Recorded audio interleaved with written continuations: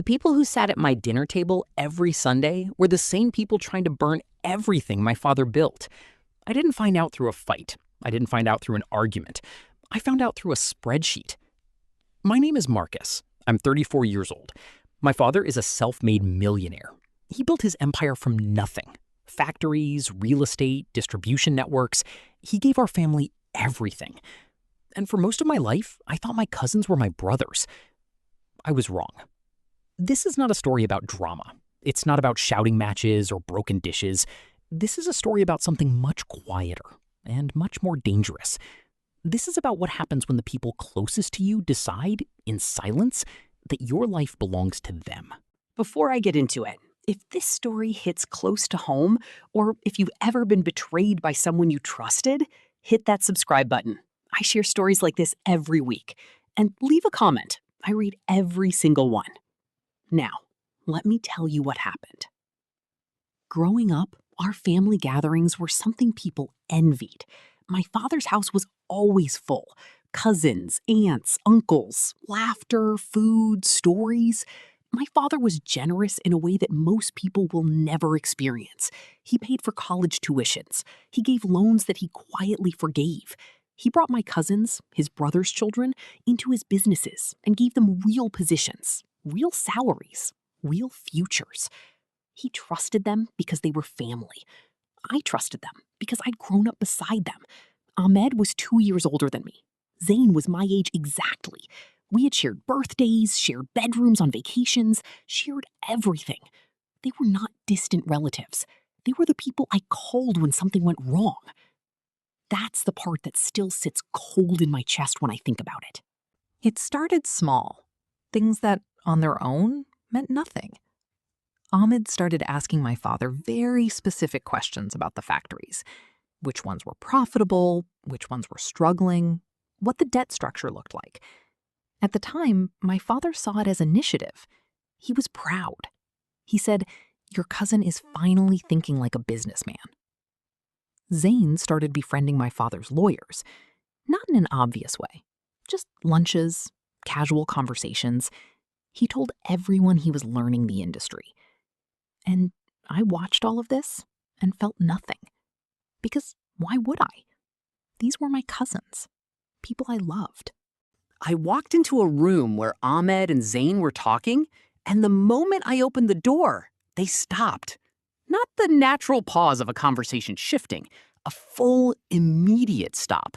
The kind of stop that tells you the words in the air were not meant for you. Ahmed smiled, Zain smiled. They moved on. I told myself it was nothing. I was wrong. 3 months later, my father's accountant, a quiet man named Gerald, who had worked for my father for 19 years, sent me a message. Not an email, a message on my personal phone. "Marcus, there are some things you need to see. Not for me, for your father." I met Gerald at a coffee shop 2 days later. He slid a folder across the table. Inside were documents, contracts, financial projections, internal memos. Ahmed and Zain had been meeting privately with a private equity group. They had been presenting my father's company as a mismanaged, aging business in need of new leadership.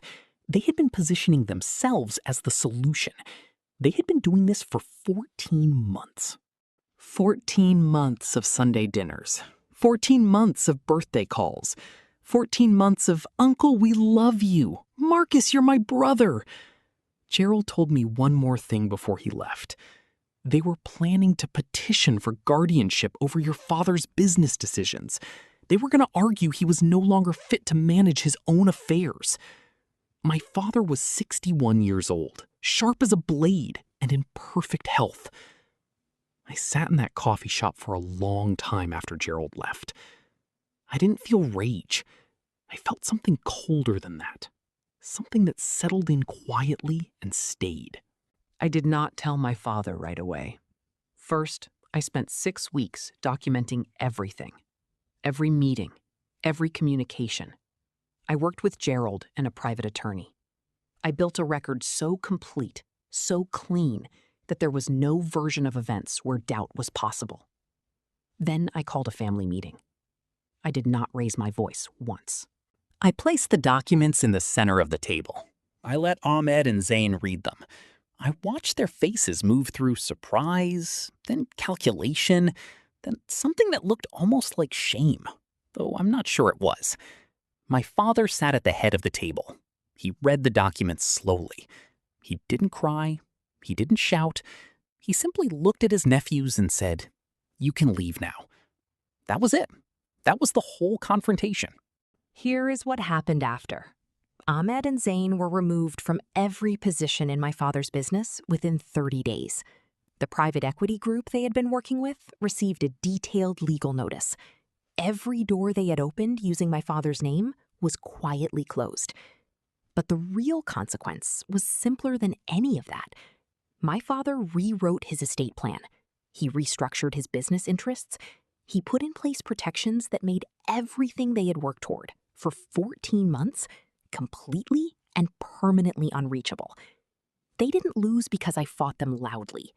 They lost because I was patient. They lost because I chose documentation over confrontation, strategy over emotion, and clarity over chaos. I still think about those Sunday dinners sometimes.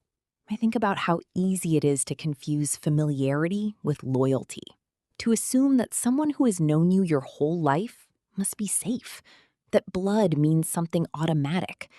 It doesn't. Loyalty is chosen every day, and some people choose it, and some people don't. My cousins looked at my father's life's work and decided it was theirs to take.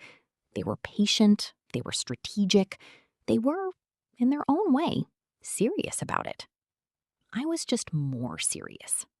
If you are sitting with a quiet feeling right now, a door that went silent when you walked in, a conversation that stopped too fast, a smile that didn't quite reach the eyes, trust it. You are not paranoid. You are paying attention. And paying attention is the only revenge that never fails. My name is Marcus. Thanks for being here.